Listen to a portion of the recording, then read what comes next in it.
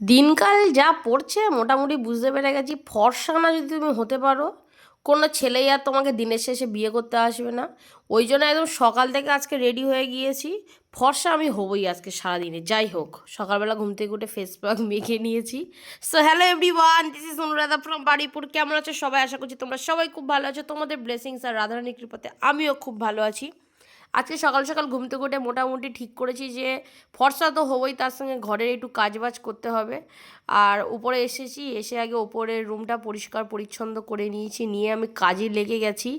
আর কাজ করতে করতে গাইস আমি কাজের মাসি হয়ে যাচ্ছে। আমি কেন জানি না, আমার ভাল লাগে কাজ করতে। কাজ করতে করতে আমি আবার মনে হয় কি যে যদি এই সময় আমি এখানে থাকতাম কি করতাম, ওখানে থাকতাম কি করতাম, এই জিনিসগুলো আমার মধ্যে বিভৎস হয়। তো ওইসব কথা বাদ দাও, এখন কাজ করতে হবে, কারণ কাজ না করলে আমার মা খেতে দেবে না।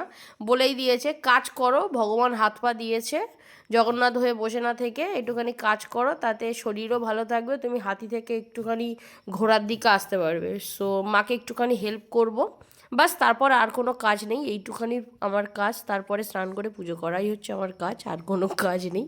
সো ভিডিও কেমন লাগছে ডেফিনেটলি জানিও। সবাই খুব ভালো থেকো, সুস্থ থেকো, কারণ ওয়েদার এখন ভীষণ খারাপ।